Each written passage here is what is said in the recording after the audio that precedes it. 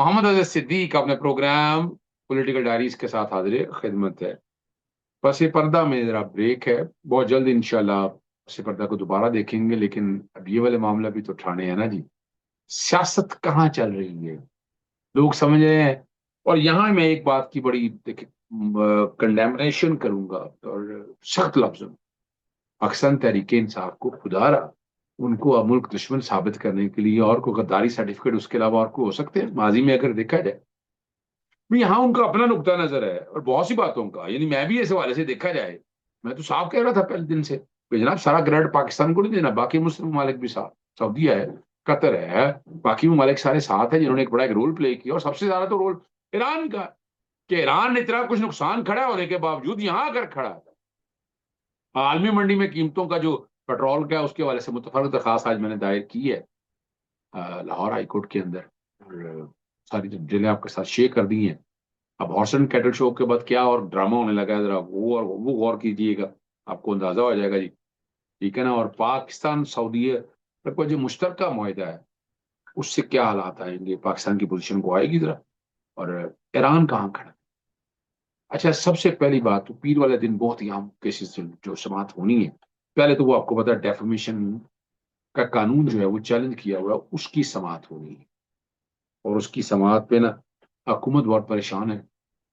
और जज साहब सुन रहे हैं, उनको ट्रांसफर करने के हवाले से मैं सुन रहा हूँ, जस्टिस अनवार हुसैन साहब, और वो मेरिट पे बात कर रहे हैं। यही तो एक तबाही और बर्बादी कर दिया 26वीं और 27वीं तरमीम में, कि आप एक इंडिपेंडेंट जज को बर्दाश्त नहीं कर सकते, और वो मेरिट पे सुन रहे हैं।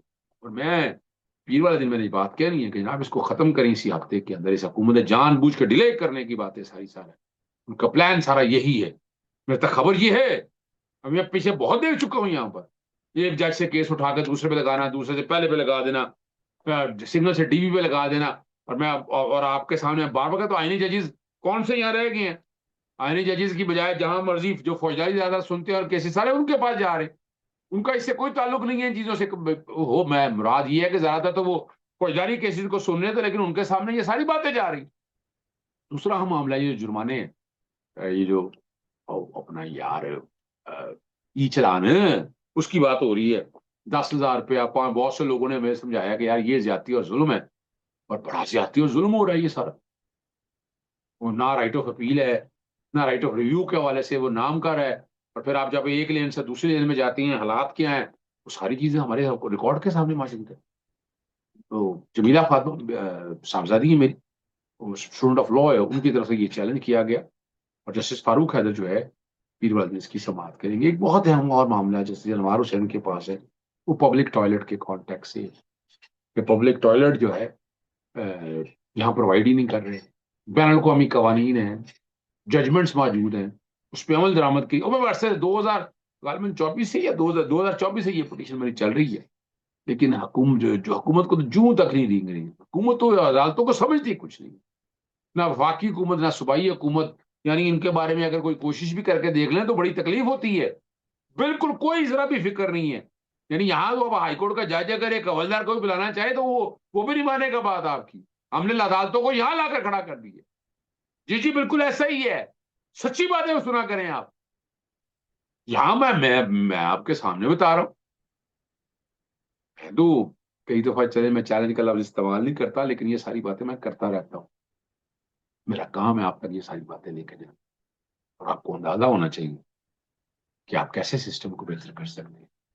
बार बार तस्करा करने का मकसद ये है कि कैसे ठीक कर सके। एक और मैंने रिमाइंडर आज दिया है, वो वॉल सिटी के हवाले से है। इतने कॉन्ट्रैक्ट चल रहे हैं, डिटेलें मांग रहा हूँ कि किस तरह दे रहे हैं, क्या कर रहे हैं आप, कितना पैसा है, बजट कितना है, सारा डाटा रिवाइवल तो आप कर रहे हैं, लेकिन कॉन्ट्रैक्ट देने का उसकी ट्रांसपेरेंसी क्या है, वो सारी चीजों पे मैंने सवाल उठाए। और वैसे डीजी वॉल सिटी को भी चैलेंज किया हुआ। जी डीजी वॉल सिटी को मैंने चैलेंज किया हुआ, मेरे एसोसिएट की तरफ से चैलेंज किया हुआ। यहाँ कहालिया मैरड मुरड नाम की चीजें अब भूल जाए ना, मजाक ना किया करें, लेकिन मजाक करते ही रहते हैं। अगली जो बात बड़ी अहम है, वो हॉस्टन कैटल शो को याद है, बसंत के बाद आपको बसंत पे भी पैसा हुकूमती कितना जाए। हाँ, मंडे वाले दिन बसंत वाले केस की समाप्त थी, मिसेस मलिक अवैस खालिद साहब के पास है। और बैसाखी पर इश्तिहारा देंगे और साथ सजावट के लिए मुल्क को कौम का पैसा, اڑایا جائے گا. غریب کو سبسڈی نہیں دیں گے, کفایت شاری کا درس دیں گے اور اپنے شاہانہ پروٹوکول ختم نہیں کریں گے, مگر قوم کو ذلیل و رسوا ضرور کریں گے اور ان کے جیبوں پر ڈاکے ڈالیں گے. پھر چاہیں گے تماشا بھی نہ ہو. ایران امریکی ثالثی اپنی جگہ, مگر ہے تو یہ فارم 47 کی حکومت نا. پیٹرول کی قیمتیں آپ کے سامنے بات, ٹھیک ہے نا جی. اور میں اگلی جو بات, جو بڑی اہم بات ہے, کچھ سوشل میڈیا اکاؤنٹس کی جانب سے گزشتہ 3-4 دنوں سچ یہ تاثر دینے کی کوشش کی ہے کہ پاکستان کی کامیابی دراصل پی ٹی آئی کی شکست ہے, یا کم از کم یہ ثابت کیا جائے کہ پی ٹی آئی اس کامیابی پر خوش نہیں. تاہم جب پی ٹی آئی نے جلسے منسوخ کیا اور اس کا پیش رفت کا خیر مقدم کیا تو یہ بیانیہ خود ہی کمزور پڑ گیا. اب ایک منظم انداز میں جو ہے پی ٹی آئی کے سوشل میڈیا کے خلاف مہم چلانے کی بات کی جا رہی ہے. حالانکہ حقیقت یہ ہے کہ پاکستان طریقے سے اسلام آباد جاری امریکہ اور ایران کے مذاکرات کی کامیابی کے لیے مخلصانہ دعا. ہم چاہتے ہیں یہ کامیاب, ہم چاہتے ہیں پاکستان کی عزت رہے, ہم چاہتے ہیں ایران کی عزت رہے, اور یہ سونی کوفتے جو پلان رہ کے آئی ہیں ان کی تباہی اور بربادی ہوئی. ایبسولوٹ نوٹ کا نعرہ عمران خان نے اس لیے نہیں لگایا تھا, اور یہ وقت کے ساتھ ساتھ چیزیں ساری ثابت ہوئی ہیں. اور ملکی مفاد کو سامنے تو جلسہ منسوخ کرنے کا, اور ماضی میں جب ان کے دور حکومت میں او آئی سی کا اجلاس منعقد ہو رہا تھا تو بعض سیاسی عناصر اس کی راہ میں رکاوٹیں ڈالنے اور دھمکیاں دیتے تھے, یاد ہوگا. اور اہم موقع پر کہا جا رہا ہے کہ صدر مملکت جو ہیں وہ ٹنڈو والا یار میں موجود ہیں, یہاں اسلام آباد کے اندر موجود نہیں. لوگ سوالیہ نشان اٹھاتے ہیں اس بات کے اوپر, صحیح ہے نا. اور یہی وہ عناصر جو عمران خان کے دور میں ایف اے ٹی ایف سے متعلق قانون سازی کی مخالفت کرتے رہے اور او ایس اجلاس کے انکار پر بھی اعتراضات اٹھاتے رہے. یہ ریکارڈ کے اوپر چیزیں موجود ہیں. برعکس پاکستان تحریک انصاف کو امید ہے کہ یہ اہم مشاورتی عمل مثبت اور باہم مفاد پر مبنی نتائج دے گا, نہ صرف امت مسلمہ کے لیے اجتماعی مفاد کو تقویت دے گا بلکہ پاکستان کے اسٹریٹجک مفاد کو بھی مضبوط کریں گے اور خطے میں امن, استحکام اور خوشحالی کا فروغ کا اسباب بنے, سبب بنے. ایک بات جو میں نے پہلے بھی کہہ دی تھی, عالمی منڈی میں جو پیٹرولیم کی قیمتوں میں کمی کے باوجود عوام کو مکمل فائدہ نہیں دیا جائے. پہلے پیٹرول کی قیمت میں 138 روپے کا آپ کو پتہ اضافہ کیا گیا, اب صرف 12 روپے کی کمی کر, اور عوام پہ احسان جتایا جا رہا ہے.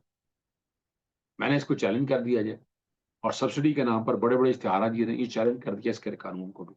سبسڈی آخر کس کو ملی؟ کیا کوئی ایسا موٹر سائیکل مالک سامنے آیا جسے پنجاب حکومت کی جانب سے 20 لیٹر پیٹرول پر 100 روپے فی لیٹر کے حساب سے 2000 ملے ہو؟ اس میں مستحق بہت سے ہوں, لیکن وہ مستحق تو سامنے آنے چاہیے نا, کوئی اتنے سامنے نہیں آ سکے. اور ایک بڑی اچیومنٹ ہے یہ, اور اس سے پاکستان کو معاشی طور پر بہت فائدہ ہوگا.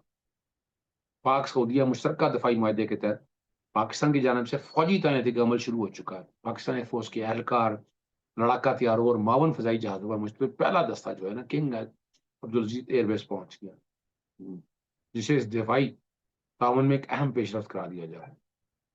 دوسری جانب ایرانی فوج نے اپنے مذاکراتی وفد کو آگاہ کیا کہ امریکی جنگی بحری جہاز فجیرہ کی بندرگاہ سے ابنائے حمز کی طرف بڑھ رہا ہے, اور اس صورتحال پر ایران نے پاکستانی ثالث کے ذریعے واضح پیغام دیا ہے اگر امریکی جہاز نے اپنی پیش قدمی جاری رکھی تو 30 منٹ کے اندر نشانہ بنایا جائے.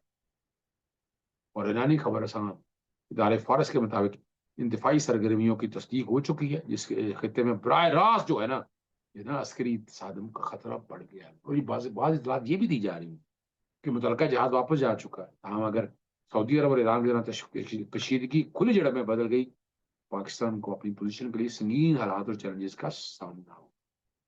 اسی لیے برطانوی خبر رساں رائٹرز نے ایک سینئر پاکستانی اہلکار سے بتایا کہ اسلام آباد میں سہ افریقی مذاکرات کا اعلیٰ سطحی دور شروع ہو چکا ہے, جس میں ایران, امریکہ اور پاکستان کو ساتھ ملا کر جنگ ختم کرانے کی کوشش جاری. اور یہ بات چیت ایک اہم سیاسی پیش رفت کی طرف نشاندہی کرتی ہے. پاکستان کو میزبانی ملی ہے اور سالس دونوں کے طور پر کام کر, اور اسے مشرق وسطیٰ میں دشمنی کو روکنے کے لیے ایک اسٹریٹجک دو. اور میں نے یہاں کہا نا او آئی سی کو ایکٹیویٹ کریں, مسلمانوں کے خلاف جتنی جدوجہد, جتنی زیادتی اور ظلم یہ لوگوں نے کیا ہے وہ اور ایران کا نقصان بھی پورا کریں. یہ تو میں باتیں کرتا رہتا ہوں, یہ میں اس لیے بتانے کا مقصد ہے کہ آپ سمجھ سکیں ان چیزوں کو کہ ہم صرف خالی زبانی کلامی باتیں نہیں کر رہے. ہم چاہتے ہیں کہ یہ ملک آگے بڑھے, ہم چاہتے ہیں کہ مسلمانوں کی عزت اور توقیر بحال ہو. توقیر بحال ہوگی تو ہماری توقیر بحال ہوگی. اور وائٹ ہاؤس نے ایرانی اثاثے غیر منجمد کرنے سے قبل جو ایک زیر گردش خبر تھی نا اس کی تردید کر دی ہے. اور غیر ملکی میڈیا رپورٹ کے مطابق وائٹ ہاؤس کے اہلکار نے ان خبروں کی تردید کی جن میں کہا گیا کہ امریکہ نے ایران کے غیر ملکی منجمد اثاثوں میں جو منجمد ہے نا جی سارے بحال کرنے پر اتفاق کر لیا. اور یاد رکھیے گا اس سے قبل خبر رساں ادارے رائٹرز نے ایک سینئر ایرانی ذرائع کے حوالے سے رپورٹ کیا تھا کہ امریکہ نے قطر اور دیگر غیر ملکی بینکوں میں موجود ایران کے منجمد اثاثے جاری کرنے پر رضامندی ظاہر کر دی۔ ایران سے ڈرتے تو ہے نا، ایران نے جینا تو حرام کیا نا، ایران نے ان کو چنے تو چھپائے نا۔